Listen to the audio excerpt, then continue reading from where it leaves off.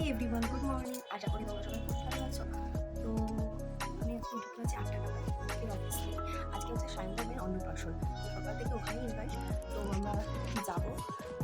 আজকে প্রচণ্ড ঠান্ডা পড়েছে, জানি না আমি কীভাবে শাল জ্যাকেট এগুলো না ক্যারি করে থাকবো, বিকজ প্রচুর ঠান্ডা আছে। দেখা যাক, দেখতে থাকো। তো সকালে উঠে টুকটাক কাজ করে আমি রেডি হয়ে বেরিয়ে পড়বো। দেখা হচ্ছে সেখানে। তো আমি ফটাফট করে বাসি ঘরটাকে ঝাড় দিয়ে নিলাম। তো আমার ঘর ঝাড় দেওয়া হয়ে গেছে।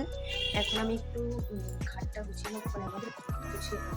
আমার অবস্থা খুব খারাপ। দেখতেই পাচ্ছ আমাদের ঘরের অবস্থা কি খারাপ। দেখতেই পারলে ঘরটার কি অবস্থা, ওগুলো বোঝাতে হবে। আর আমাদের এখানে নিতে হবে, এই যে সায়নদার বাড়িতে একটা বিশাল লেবু গাছ আছে, আমাদের এখান থেকে লেবু পাতা নিয়ে তারপর সায়নদার বাড়িতে যেতে হবে, তাই একটু তাড়াতাড়ি যেতে হবে। তো এবার আমার ঘর গুছানোর পালা। এক এক করে ঘরের বিছানাটা ঝেড়ে সমস্ত চাদর ফাদর সেট করে, বালিশগুলোকে সেট করে, কম্বল চাদর যা যা আছে সেগুলোকে ভাঁজ করে রেখে দিলাম। ঘরটা ঠিকঠাকভাবে গুছিয়ে নিলাম, কেন এইভাবে ঘর ছুটির দিনে না আমি একটু ঘর দুয়ার মানে গুছিয়ে রাখতেই ভালোবাসি। অন্যান্য দিনে তো সেভাবে টাইম পেয়ে উঠি না, তো ছুটির দিনগুলোকে সমস্ত কিছু ঠিকঠাকভাবে গুছিয়ে রাখি। তো আমারও স্নান টান হয়ে গেছে, আর সময় স্নান করে অলরেডি চলে গেছে। আমি আর 10টার মধ্যে যেতে পারলাম না, এবার আমি রেডি হবো, হয়ে এরপর যাবো। তো আমি রেডি হয়ে নিয়েছি, বেশি কিছু মেকআপ করিনি, জাস্ট ওই সানস্ক্রিনের উপর হালকা কম্প্যাক্ট লাগিয়েছি আর লিপস্টিক, কাজল। আর এই যে শাড়ি, এই শাড়িটা আমার নতুন শাড়ি, আজকেই ভাঙলাম। এটা আমি কালী পুজোর দিদা বাড়ি থেকে এসেছিলাম, তো দিদা আমাকে এই শাড়িটা গিফট করেছে। তো এটাই সকালে পরে ফেললাম। বলেছিলাম না, নতুন জিনিস বেশিক্ষণ আলমারিতে রাখতে আমার ভালো লাগে না, তো পরশুদিন পেয়েছি, আজকেই ভেঙে ফেলেছি। তো দেখো, এখন আমি সায়নদার বাড়িতে যাবো। সোনাই আসবে আমাকে নিতে, ও তো অলরেডি চলে গিয়েছে বললামই, তো আসবে নিতে, এখন যাব। তো দেখা হচ্ছে ওখানে। তো সিম্পল মেকআপে আমাকে ঠিক কেমন লাগছে অবশ্যই কিন্তু কমেন্ট করে জানাবে। খাওয়া দাওয়াটা এখানে।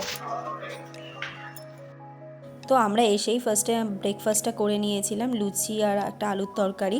আর এখানে দেখো, এই হলটাতে সায়নদার মেয়ের অন্নপ্রাশনটা হবে, এখানে দুপুরে খাওয়া দাওয়ার অ্যারেঞ্জমেন্ট হয়েছিল, আর আমি এই ফাঁকা জায়গাটা পেয়ে একটু ভিডিও করে নিচ্ছিলাম। সকালে খেয়ে দিয়ে আমরা আবার সায়নদার বাড়িতে গিয়েছিলাম, যে ওখানে বাচ্চাটার মুখে প্রসাদ দেওয়া হবে, আর যা যা নিয়ম কাজ সব বাড়িতেই হবে সেগুলো দেখার জন্য। তো দেখো এখানে তথ্য, ওর জুয়েলারি আর কি সুন্দর পিছনটা সাজিয়েছে। বেচারা ও সকাল থেকে ওর ওপর যে কী অত্যাচার হচ্ছিল, এক এক করে ফটোশ্যুটের জন্য এক একটা ড্রেস ও বের করে পড়ছিল। আর কিন্তু ও এই জলের মধ্যে বসে যে কী আনন্দটাই না পাচ্ছিল, মানে বলার মতো না। চুপ করে জলের মধ্যে বসে পা দাপড়াচ্ছিল। দেখো তোমরা, কোনো কান্না নেই, কোনো মানে অস্থিরতা নেই ওর মধ্যে। আর এই ছিল ওর মুখে প্রসাদের থালা। আবার ও ড্রেস চেঞ্জ করে বেনারসি পরে চলে এসেছে, এবং এক এক করে আশীর্বাদ পর্ব চলছিল। আর ওইদিকে সোনাই সমানে উলু দিয়ে যাচ্ছিল, যার জন্য ওকে মানে ওর ভিডিওটা স্পেশালি করা হচ্ছিল। লাস্টে খাওয়ার সময় ও খুব কাঁদছিল, কারণ ও সকাল থেকে লেবার দিচ্ছে, তারপর ও সত্যি আর পারছিল না, ও টায়ার্ড হয়ে গেছে, ওর আর ভালোই লাগছিল না। তো সায়নদার বাড়ি থেকে সমস্ত নিয়ম কাজ সমস্ত কিছু শেষ করে, সমস্ত কিছু দেখে, ওর মুখে প্রসাদ দেওয়া, ও সমস্ত কিছু দেখে আমরা এবার দুপুরে লাঞ্চ করব বলে বেরিয়ে পড়েছিলাম। সায়নদার বাড়ি থেকে এই হলটা খুব একটা দূরত্ব না, 2-3 মিনিটের রাস্তা। তো আমরা বাইকেও ছিলাম, যথারীতি চলে গেছিলাম। তো এই যে আমি হলে চলেও এসেছি, আর এখানে দেখতে পাচ্ছ ওরাও চলে এসেছে। আর আমরা এবার দুপুরে লাঞ্চ টাঞ্চ করে একেবারে বাড়িতে গিয়ে রেস্ট নেব। দুপুরে লাঞ্চে অনেক কিছুই ছিল, সমস্ত কিছুর ভিডিও নিতে পারলাম না। দেখতেই পাচ্ছ মুখের অবস্থা কি। এবার একটু ঘুমাবো, না ঘুমালে আর না বিকেলে ঠিকঠাক লাগবে না। তো দেখা হচ্ছে বিকেলে। তো এই যে আমি একেবারে রেডি হয়ে বেরিয়ে পড়েছিলাম, আর সাথে ছিল শ্যামদা, বৌদি আর শ্যামদার ছেলে। আর রাতের এই লুকটাতে আমাকে ঠিক কেমন লাগছে অবশ্যই কিন্তু তোমরা কমেন্ট করে জানাবে। এইটাও, আর এখানে আমরা রাস্তায় জাস্ট খিল্লি মারামারি চলছিল সবার সাথে। এই ছিল তোমার ভেনিউটা, দেখো কি সুন্দর চারিদিকে লাইট দিয়ে সাজিয়েছে, মানে খুব সুন্দর লাগছিল দেখতে, আর অনেকটা বেশ জায়গা নিয়েই ছিল। তারপর আমরা হলের ভেতরে ঢুকলাম, আর দেখো এখানে আদ্যা কি সুন্দর একটা ইয়েলো কালার ড্রেস পরে বসে আছে, আর চুপচাপ করে বসেছিল। সবাই ওকে নিয়ে কত আদর করছে। আর তারপরে আমি বেরিয়েছিলাম স্ন্যাক্সের দিকে। স্ন্যাক্সেও অনেক কিছু ছিল, চিকেন পকোড়া, কফি, একটা ভেজ পকোড়া আর মোমো।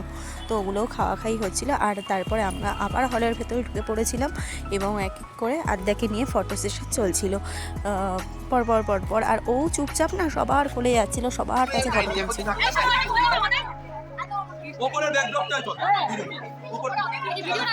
ভিডিও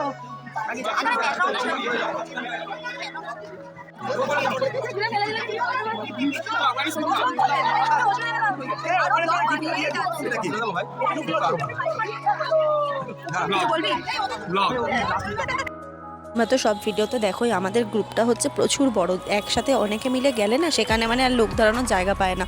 আর ওখানে মহিলাদেরও দেখতে পাচ্ছ কতজন মিলে আমরা বসে গসিপ করছিলাম।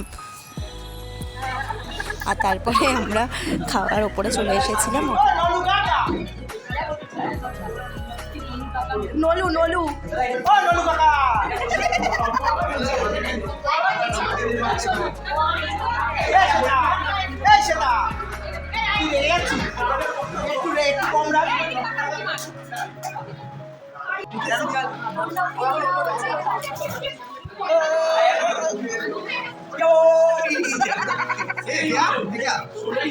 মানে আমরা খাওয়ার ওখানে বসেও সমানে খিল্লি করে যাচ্ছিলাম। আর এই ছিল আদ্যার মেনু কার্ড।